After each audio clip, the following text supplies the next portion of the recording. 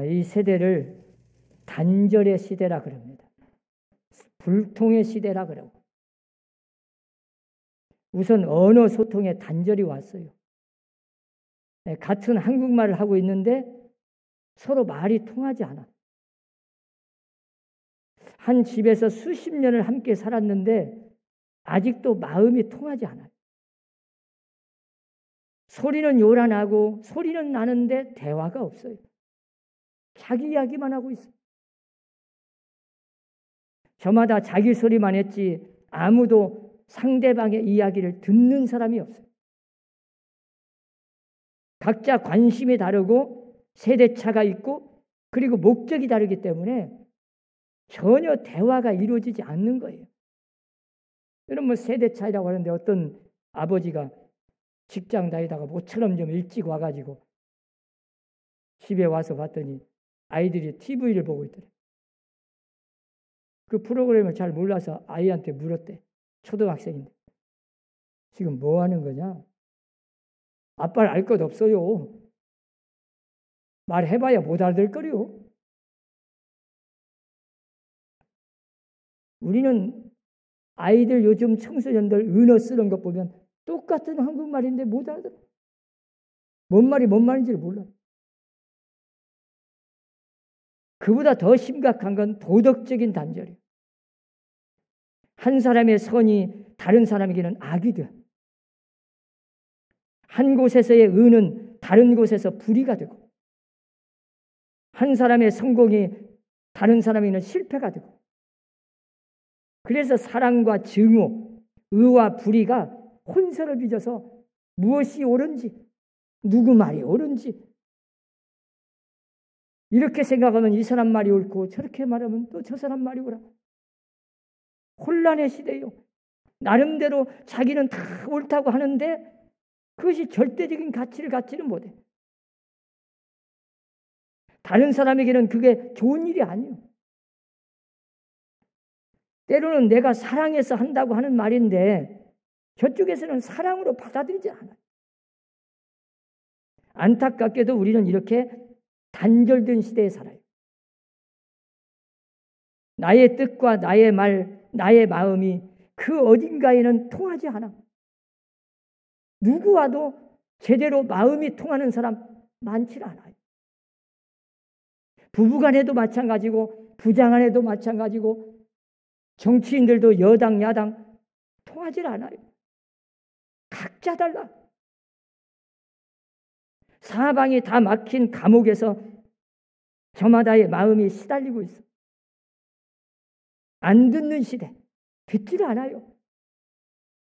닫힌 세대, 불통의 시대, 그리고 소외당하는 세대를 우리가 지금 살고 있는 거예요. 이 단절의 이유가 있다면 뭐 여러 가지 이유가 있지만 가장 중요한 것이 자기 집착입니다. 자기 중심이에요. 여러분 하나님이 우리 인간을 창조할 때는 하나님과 우리를 교통하도록 하나님과 늘 대화하면서 하나님과 함께 살도록 그것이 곧 행복임을 알도록 그렇게 우리를 창조했는데 우리는 하나님에게서 점점 멀어지고 하나님과 교통은 끊어지고 모든 게 자기 중심이 자기 집착에 빠져버렸어요. 하나님이 심지어는 선지자를 통해서 수없이 말씀을 해도 안 들어요.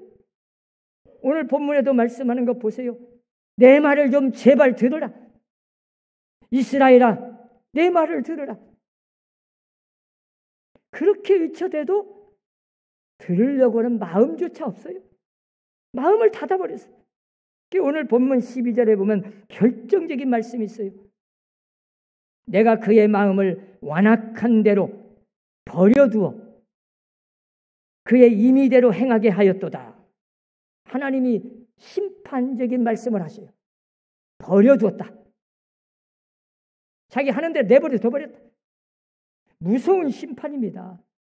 여러분 로마서에도 보면 1장 24절, 26절, 28절에 걸쳐서 3번이나 내버려 두셨다는 말씀이 나와. 그냥 내버려 둬. 버려졌다. 버려.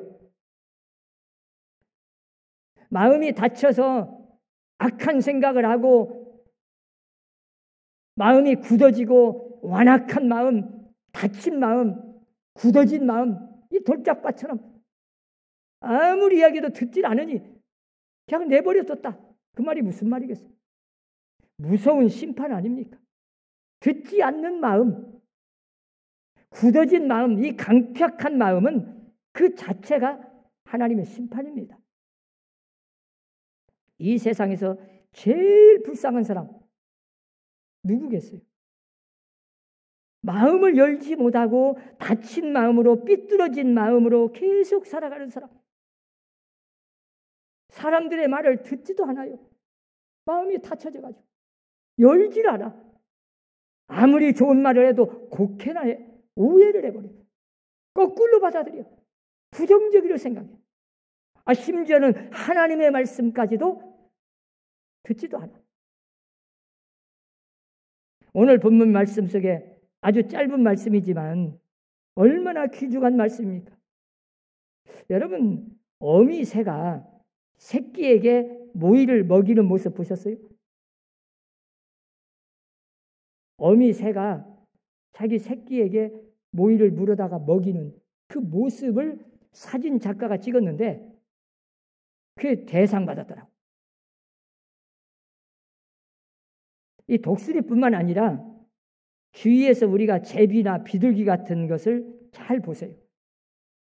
이런 새들이 자기 새끼한테 모이를 먹이는 그 장면을 자세히 한번 보세요. 이 포유류는 새끼를 낳으면 젖을 먹여서 키우지만 이 날짐승들은 알을 낳아가지고 그걸 품어서 부화시킨 다음에 젖을 먹이는 게 아니라 모이를 물어다가 직접 먹이는 거예요. 그러느라고 어미새가 얼마나 고생하는지 몰라요. 네. 새끼가 스스로 날아다니면서 자기가 직접 그냥 모이를 먹을 수 있는 그때까지는 어미새가 그렇게 날라다 바쳐. 계속 물어다가 막 번갈아 가면서 암수.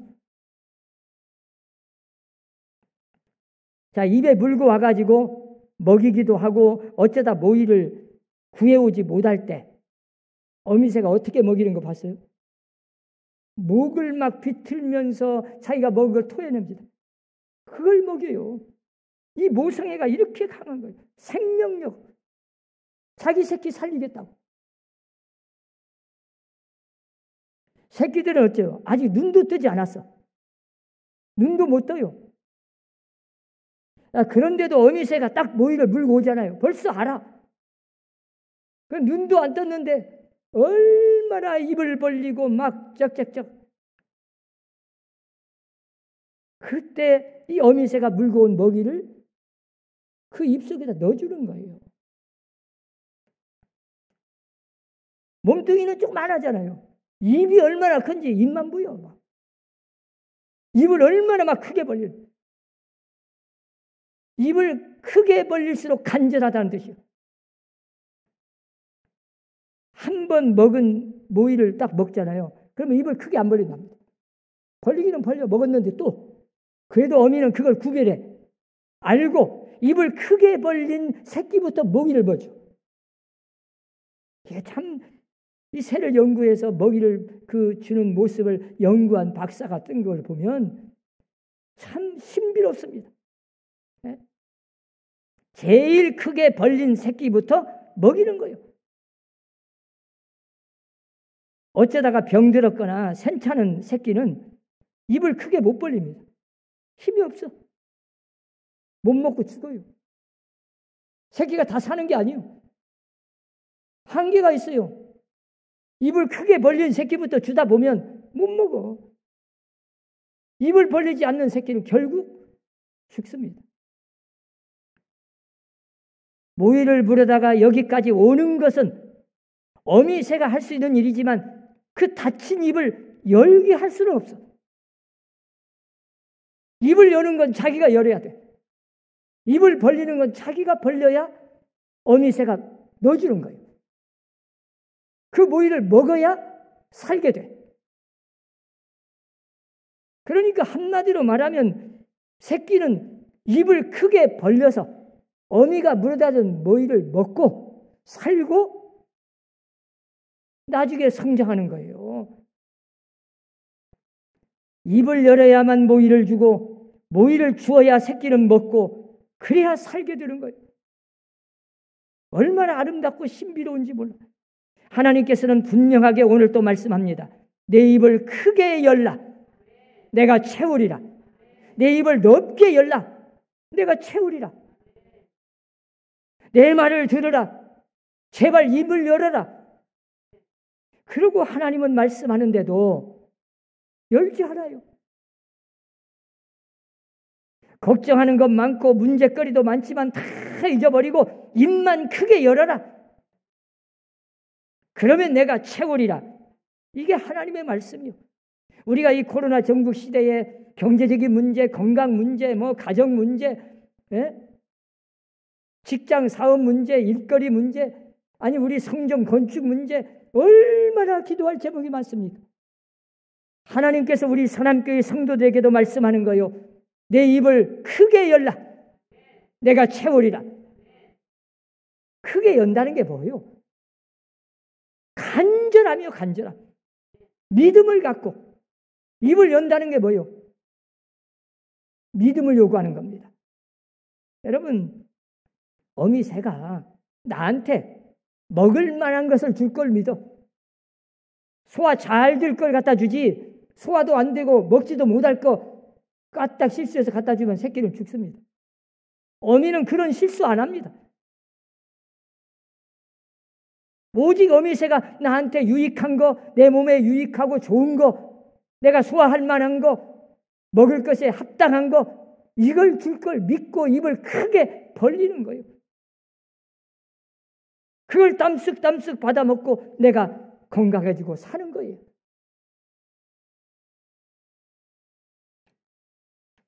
요한계시록 3장 20절에도 보면 볼지어다 내가 문 밖에 서서 두드리노니 누구든지 내 음성을 듣고 문을 열면 내가 그에게로 들어가 그로 더불어 먹고 그는 나로 더불어 먹으리라. 어떤 화가는 이 말씀을 소재로 해가지고 그림을 그렸어요. 여러분 그런 그림 많이 봤죠?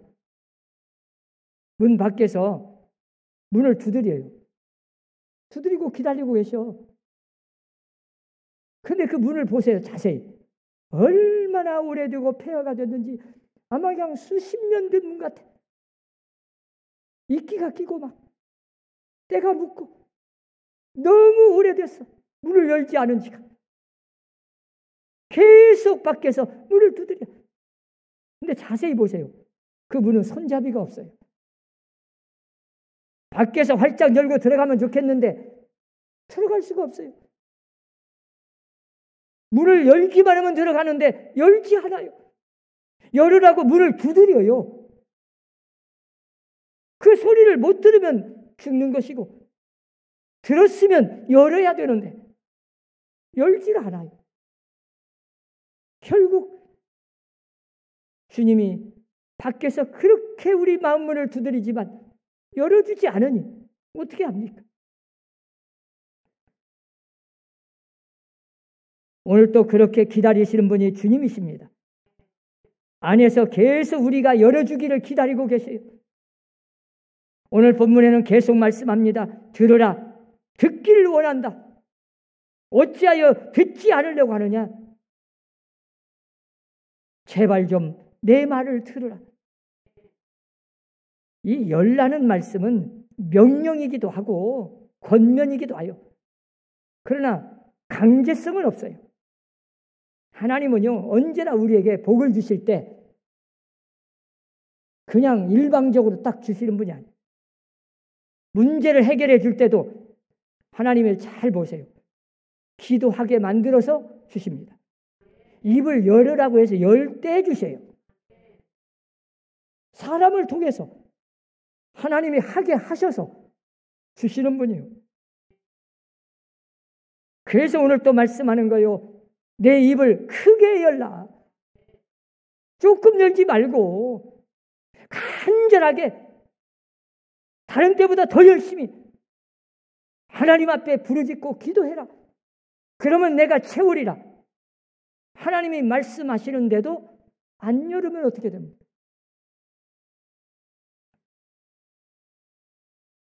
여러분, 어미새는 모든 새끼들을 다 사랑합니다. 다 사랑하지만 특별히 입을 크게 여는 새끼를 먼저 모이를 주듯이 하나님께서는 우리에게 입을 크게 여는 자 먼저 채워주시는 거예요.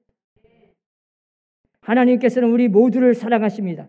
그러나 하나님의 그 사랑을 받는 것은 똑같은 게 아니에요. 우리가 자식들도 키워보지만 같은 자식이라도 사랑을 받는 자녀가 있고 사랑을 못 받는 자식이 있어. 어찌 자기가 낳은 제 새끼를 똑같이 사랑 안 하겠어요? 자기 하기 나름이지. 어떤 자식은 그냥 주고 싶고 더 주고 싶고 그렇게 기쁨으로 막 주어도 안 아까운 자식이 있는데 어떤 자식은 주어도 주기는 주어 아까워 억지로 줘.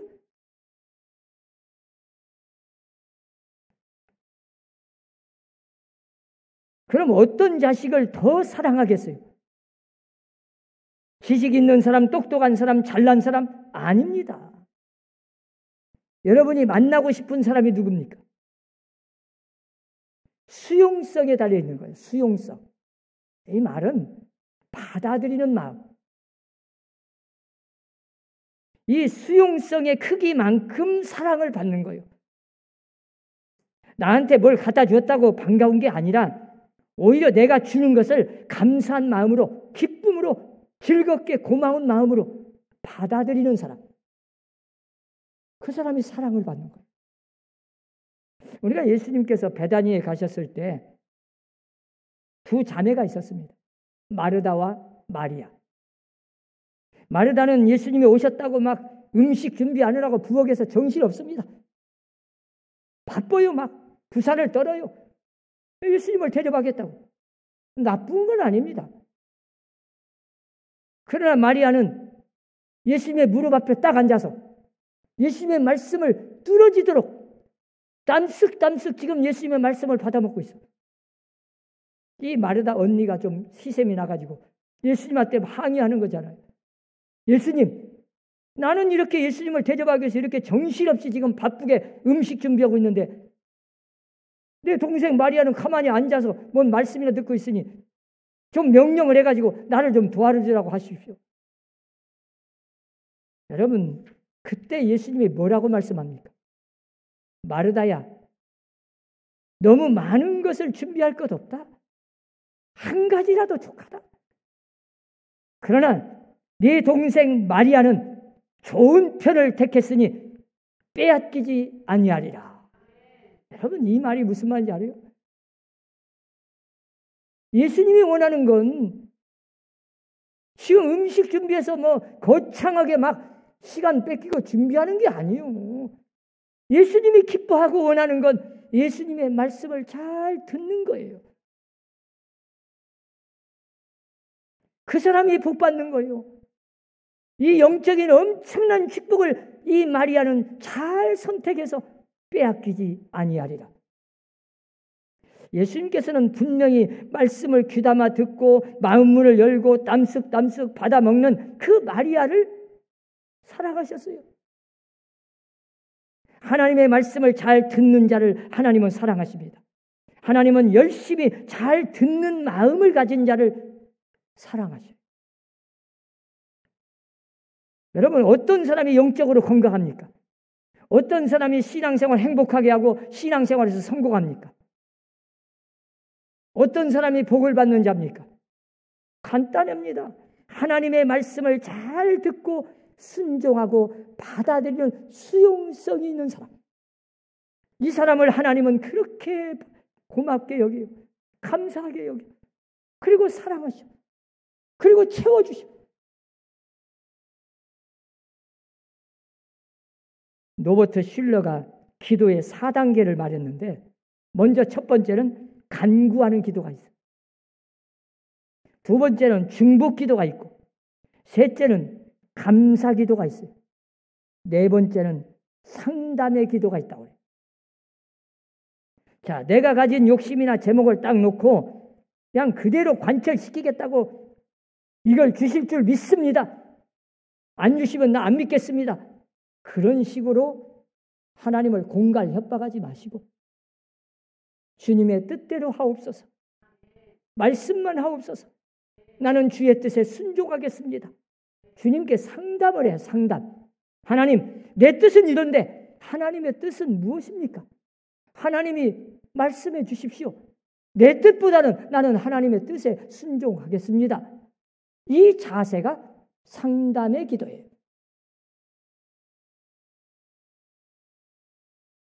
하나님은 그런 사람을 좋아하신다. 다시 말하면 내 이야기만 하는 게 아니고 내 욕심만 막 내놓고 기어코 그걸 관철시키겠다고 하는 게 아니라 하나님의 뜻이 무엇인지를 묻고 그 뜻에 내가 순종하겠다는 자세. 이런 자를 하나님은 기뻐하시고 사랑하시고 하나님의 뜻대로 허락하시는 거예요. 마태복음 8장에 보면 여러분 예수님께서 이스라엘 사람도 아닌 저 로마 사람 군인 백부장의 믿음을 그렇게 칭찬하셨어요. 온 이스라엘 중에서도 이만한 믿음을 만나본 일이 없다. 이만한 믿음. 도대체 예수님이 그 백부장의 믿음이 어떤 믿음이었기에 온 이스라엘 사람들 중에서도 이만한 믿음을 가진 자 나 처음 봤다. 그 믿음을 칭찬하시면서 내 믿음대로 될지어다. 채워주셨잖아요. 이 백부장의 믿음이 무슨 믿음이었습니까? 여러분 잘 보세요. 한마디로 말하면 말씀만 하십시오. 주님이 가라면 가고 오라면 오고 멈추라면 멈추고 주님이 명령만 내리십시오. 나는 그냥 순종하겠습니다. 즉시 따르고 순종만 하겠습니다. 그 말밖에 한 일 없습니다. 주님이 거창하게 우리 집까지 수고하시고 오실 것도 없습니다. 지금 여기서 그냥 말씀만 하십시오. 나는 그대로 하란 대로 순종만 하겠습니다. 이 자세였습니다. 예수님이 이걸 보시고 얼마나 그 백부장의 믿음이 좋다는 걸 벌써 아시고 내가 온 이스라엘 사람들 그동안 그렇게 막 수십 년 믿었다. 하나님 말씀을 잘 안다. 기도를 많이 한다. 금식기도 했다. 철야기도 했다 하는 그런 바리새인들보다 온 이스라엘 사람 중에서도 이 백부장의 이 사람만큼 믿음 있는 사람 나 처음 봤다. 이만한 믿음을 가진 자 본 일이 없다. 어떤 사람의 믿음이 좋은 믿음입니까? 어떤 사람의 믿음을 하나님이 원하십니까? 어떤 기도를 하나님께서 원하시는 기도입니까? 간단합니다. 주님이 말씀하십시오. 입을 크게 여세요. 입을 크게 열어야 돼요. 간절하게 기도해야 돼요. 그 어떤 것보다 하나님께서 모든 만사가 하나님의 손에 달렸습니다. 여러분, 우리는 너무 과학을 의지하고 사람을 의지하고 내 능력을 의지하고 내 지식과 기술을 의지하고 별것 아닙니다. 인간의 노력 아무것도 아니요. 그 기술, 의학, 과학 별것 아니요. 이 코로나 시대에 오직 모든 문제를 풀 수 있는 유일한 길, 답은 딱 하나입니다. 하나님께 입을 크게 열고 부르짖는 거예요. 그걸 오늘 본문에서 말씀하는 겁니다. 내 입을 크게 열라. 내가 채우리라. 그래서 이 백부장에게 믿음을 칭찬하면서 그게 크게 연 믿음이에요. 믿음의 기도였어요. 그때 예수님은 내 믿음대로 될지어다. 그리고 채워주셨잖아요. 여러분, 나는 얼마나 하나님의 뜻에 입을 크게 열고 있습니까? 얼마나 하나님의 뜻에 순종하겠다는 자세를 가지고 주님의 뜻을 묻고 간절하게 입을 크게 열고 믿음으로 기도합니까?